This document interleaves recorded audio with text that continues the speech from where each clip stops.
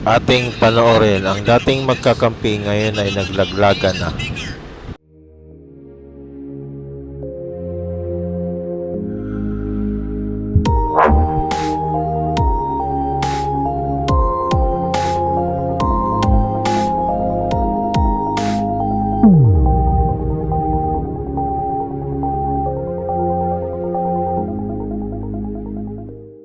Ang hawak ni Martin Romualdez, na bagaman hindi siya speaker, tila the name that cannot be mentioned pa din siya at nagagawa pa din niya ang nais niya kaugnay sa isang mapamiling hustisya o selective justice.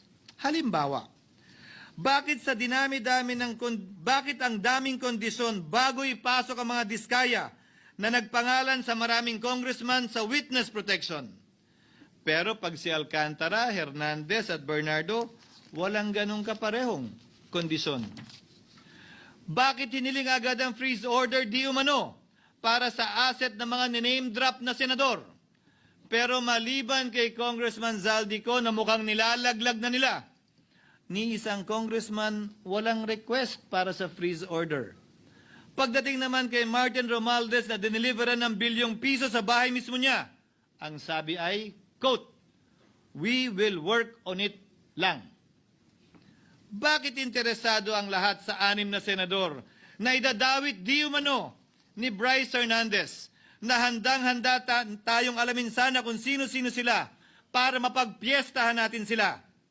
Pero nung sinabi ni Bryce na hindi pala senador, kung hindi kongresista lamang ang papangalanan niya, aba, biglang naglaho ng parang bula ang atensyon. Parang wala na nagtanong. Parang wala nang interes para alamin, sino-sino nga ba yung mga yan? Di po, Senator, yung laman nung computer ko. So fake news yun, ha? May 6 na senador. To the rescue agad si Soto. Mga congressman yung nasa computer mo. Yes, yung nasa computer ko po, congressman po. Okay, thank you. In other words, Mr. President, are we truly for transparency and accountability, or are we merely offering a politically convenient sacrificial lamb in an attempt to appease the rage of the people? What is painful, Mr. President, is that along the way, reputations have been disparaged and tarnished. Innocent persons have been implicated, and the Senate is slowly but surely being destroyed. Nagkataon lang po ba na ang lahat ng ito o ito'y sumusunod sa isang script, direksyon at basbas ni Martin Romualdez? Sa kanyang script na naglalayong ilihis ang galit ng bayan mula sa kanya at sa mga kasabwat niya at ituro ito sa Senado at mga senador.